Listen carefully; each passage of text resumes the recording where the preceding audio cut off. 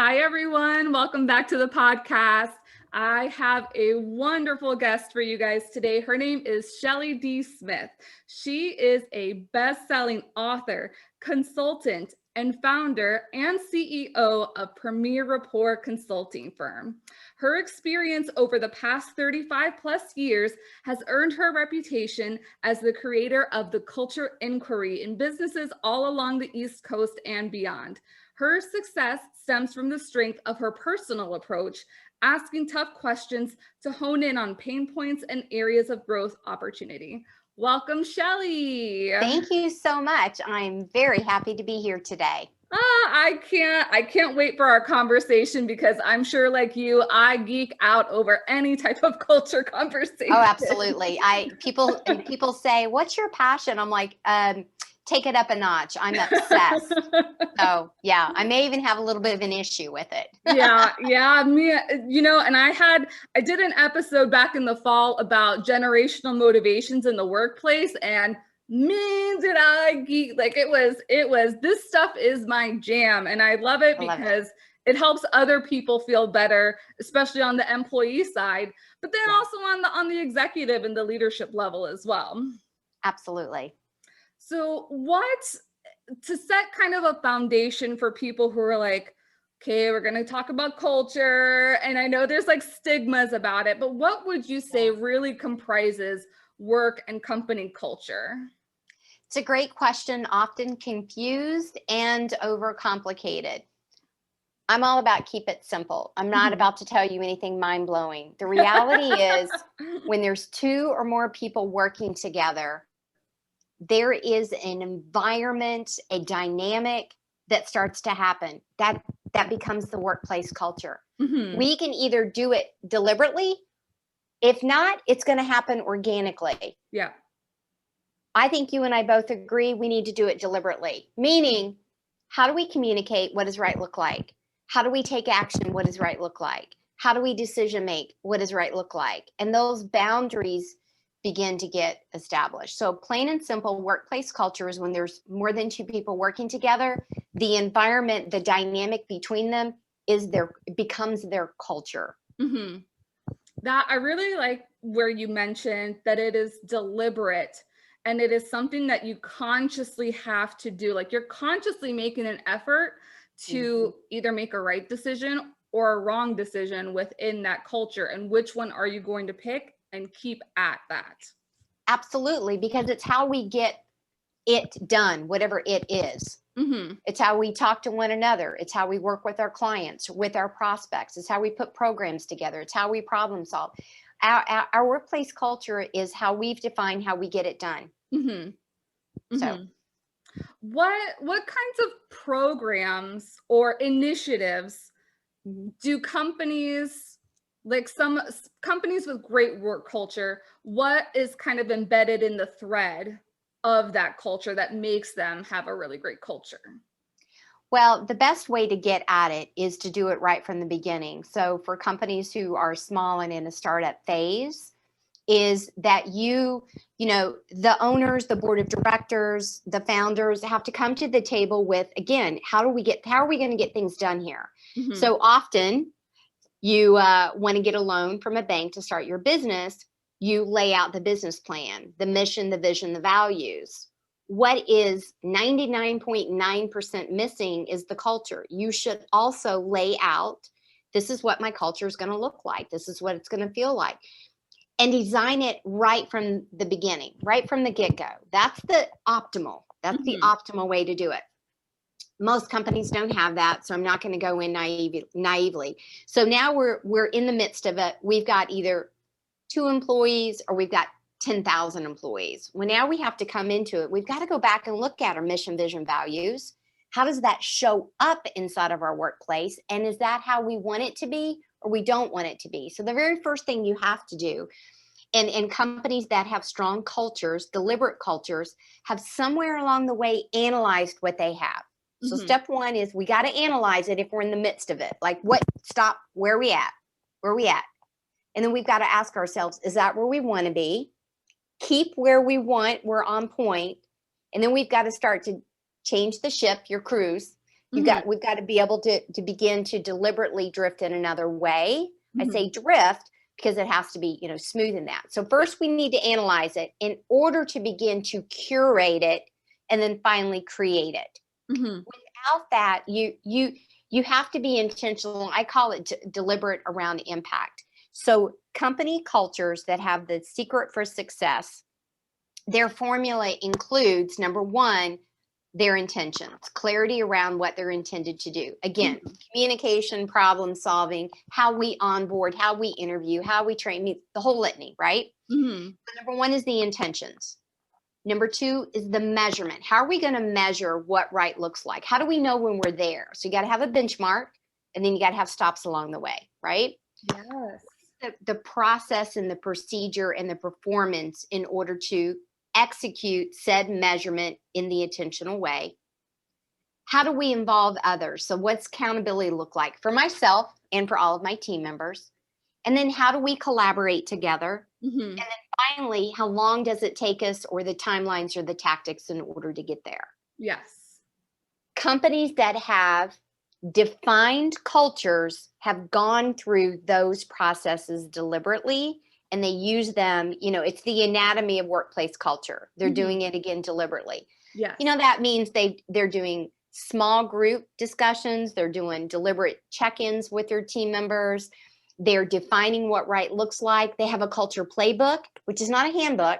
It's not policy and procedure. They have a playbook. A playbook is the guide of what right looks like. Okay. How do we say? How do we do? What do we feel? How do we show up? Those actionable words around the culture. It's not enough to say we're collaborative. We have a value of teamwork. We have a value of innovation. Okay, well, that's great. How does it show up? What's the last idea you implemented? I love that. How did you include the team on the implementation? What are the stories, the pictures, the videos around what right looks like? Company cultures that are strong and the employees love working there, they feel seen, valued, and heard. Those processes, those steps, those ingredients to form the beautiful recipe, which is the company culture, they've done those things deliberately. They may not call them what I call it, but they've done those things deliberately. When I go into a company midstream and they're either trying to reinforce it or to pivot, we have to come back to the playbook. I can't help you define what right looks like if you can't define it yourself. Correct. And oh, by the way, if I come to 5 people on your team and they define collaboration, communication, decision-making, innovation in a completely different way, we've got to define out of that what's the benchmark. Yes. Of how we do it and how we don't do it. Yeah. And then that becomes our lane deliberately. So I know that was a really big, lofty, but that's it. That's it. No, That's it. I love you mentioning a playbook also, because I myself am all about tangible. Like, you hear all the big people like, you got to provide value. Well, what does that mean? Like, tell me, what does that mean? In its simplest form, because if not, what your interpretation is different to mine. I think I'm adding value and you think I'm not. Yes. So yes, 10,000% agree. Yeah. 10,000% agree. Yeah. Now, before we got on, we were talking about how there's like, you can't just jump in to doing a cruise ship retreat if you don't have like that playbook and the foundation there. So kind of what are some maybe triggers that you would see within a good corporate culture that you could tell somebody who's consulting with you, I think it's time, or I think that's the right decision that you're going to move into? So first of all, any sort of retreat, we've got to understand what the goal of the retreat is, be it by land or be it by sea. Yeah. So number one is, what is the purpose of the retreat? What are we trying to solve or build on? That's number one. So literally, if you have a dysfunctional team, sure, take them on a retreat. But don't take the dysfunctional team on a retreat and think you're going to create strategies. No, you're going to take the dysfunctional team on a retreat in order to build the foundation of trust. The 3-legged stool we were talking about before. Because if we don't have that, the team trusts the team, and the team trusts the manager or the leader, and the leader trusts the team, we're not ever going to get to those other high performing, the accountability, the results, those tangible things. Yeah. So I say the trigger is, what is a problem you're trying to solve? Let's be clear about that. And then we say, well, what are the ways we can go about doing that, and where can we go do that? That instills team building. Anytime we do a retreat, we're trying to do some sort of team building. Yes. The question becomes, what kind of team building are you trying to do? It's like when someone comes to me and says, hey, we need communication training. Awesome. What's the problem? Because if the communication problem is everybody speaks English and we need them to speak French, and I show up to do communication on German, that's not going to work. Nope. Right? So again, the key is you can do any retreat at any given time, but what problem are you going to solve on the retreat? And then we put together our agenda in order to do so. Don't take a dysfunctional team who doesn't know how to communicate, idea share, have tough conversations, and say we're going to do strategic planning. Yeah, that won't work. So does that? One bit. So literally it can be anybody, but why are we doing it? Again, I go back to, what are the intentions? If we're not clear on the intention, then we don't know if we hit it or not. At the end, we could say, well, we wanted to have our annual strategic planning. Well, great, but we needed to back up, and we need to talk about what worked last year. What do we want to bring forward? What do we need to change in order to get there? So. Yeah, no, and it just brings to mind the COO that I work with every year.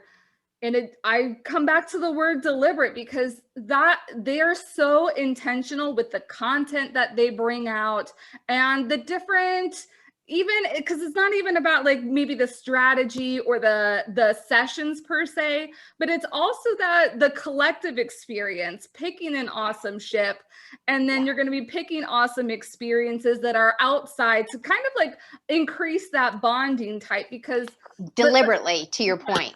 Yes. Yeah. Because we can have fun on a cruise ship, and we can go to our destination or stops along the way, and everybody does their own thing. They're going to individually say that was fun. But if the goal was to have team building, then we needed to pick the offshore retreat together, and we needed to be deliberate about that experience. Yeah. So again, what are we trying to do up front? Any retreat is an effective retreat when we're clear about our goal along the way. Then we set the agenda deliberately, to your point. Yes, because there's a lot of downtime that is actually planned downtime and planned after hours events. It's not just something that oh yeah, I guess we should do that. And that's what I really love about working with this team, is that everything is hyper planned out, super awesome agenda, but they just think about everything. And sometimes it's really hard for me to verbalize to other people the value that your company can get, not only within your employees, but also being the leader on the team. Because for me, it really is like warm and fuzzy and those sparks in the belly, which that's the feeling that I want everyone to get. But I know there's a lot of people who are like more data driven, and they want the numbers and the tasks, but sometimes it's just not about that.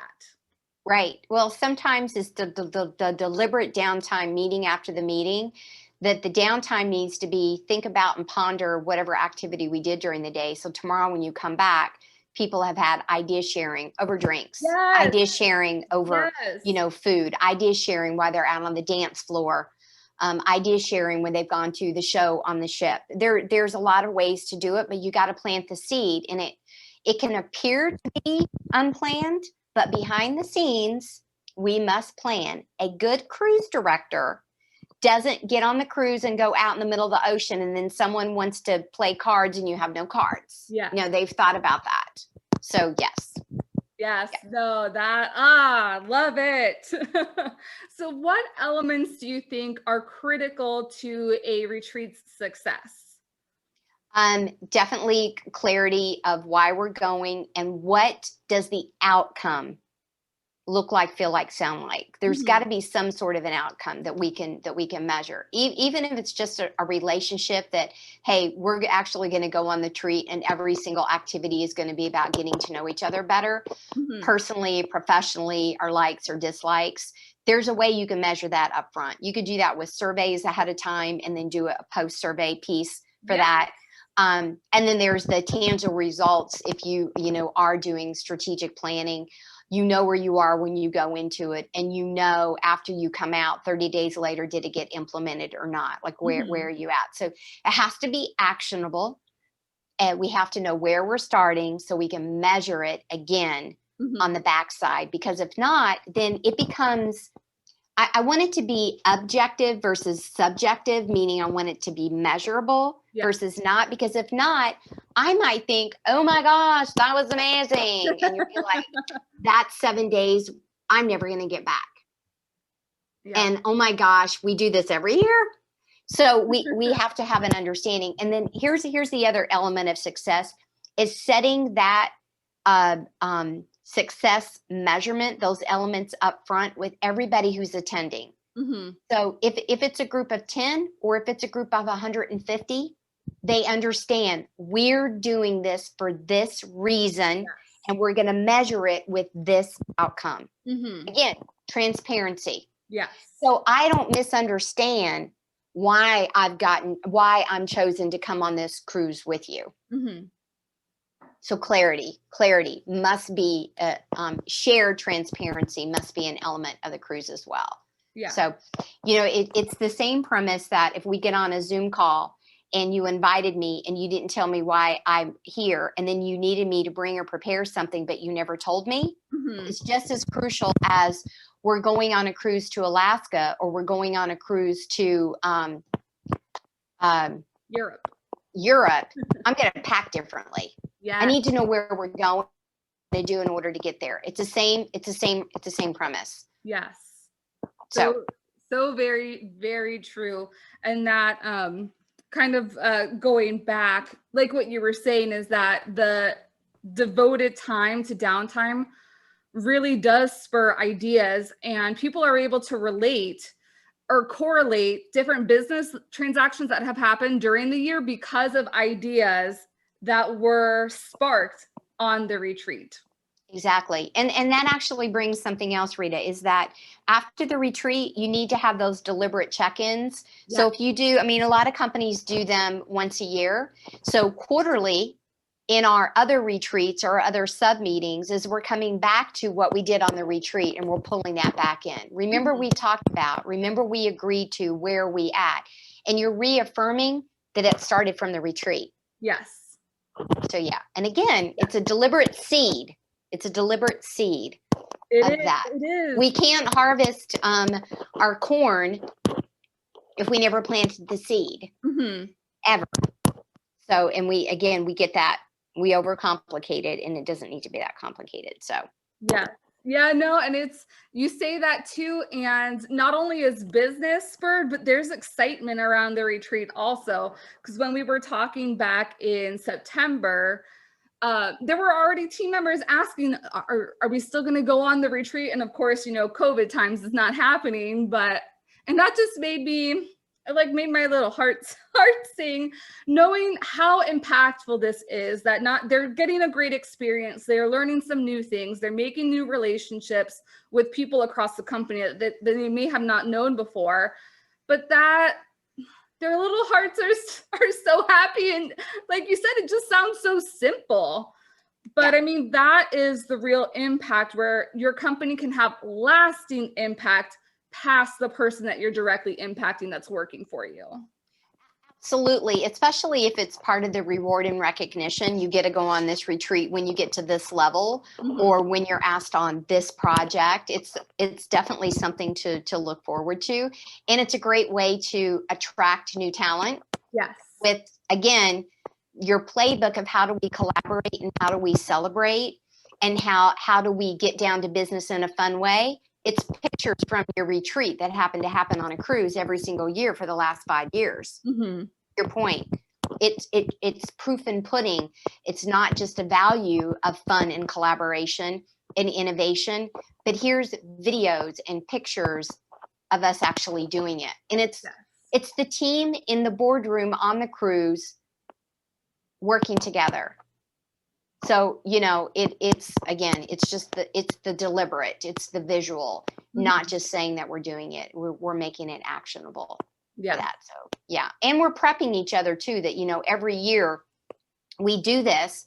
So when you know that it's getting close, it's just like when it's time for budgets, we all start to prepare for the budget in a different way. It's the same thing for the momentum of the retreat. And that's the other thing I want to emphasize for the viewers and listeners is that every retreat it can have a continual theme of maybe it is strategic planning, but it doesn't have to be that way. Yeah. It can start with the fundamental. I'll go back to what I said earlier. What's the pain point? And then next year you build on that. And next year you build on that and you build on that and build on that. So exactly. And it's not one size fits all what you do with your retreat. You can build it to fit your needs and add it to where the best strategy is for your playbook. Absolutely. And having outside factors to help you facilitate that is a key element as well. And I don't say that for a shameless plug for myself, because there's a multitude of facilitators. But you need to have the organizer for all of the details, and you need to have the unbiased person that's helping you facilitate and maneuver through tough conversations and to be able to pivot. If you get in the midst of the cruise and now all of a sudden you realize you're not going to be able to do the agenda you thought, well, now you need somebody who's professional and able to pivot with grace and still come out with a huge win. So that's a very important element to have in any retreat, but certainly a retreat when you're out in the middle of the ocean and you can't just go, hey, can you drive down to the Outer Banks because we messed up our agenda and we need somebody. Exactly. Well, I don't know if it's a multi-billionaire, you know, if it's, you know, Bezos, he wants to fly me into the middle of the ocean. I'm down for that too. Yeah. I love that. Thank you so much, Shelley, for being on. How can people stay connected with you and follow you? Well, I'm on every social media, I think, known to man. So I'm going to keep it simple and say, just go to my website because all of the icons are there. Okay. PremierRapport.com. So that's PREIMER and then RAPPORT, PremierRapport.com. And then you'll be able to find me on LinkedIn or Facebook or Clubhouse or Instagram or Twitter. And of course, the podcast as well. So that's the easiest way. Yes. Awesome. Well, thank you so much. And thank you everybody for listening in. I will see you next week. Have a great week.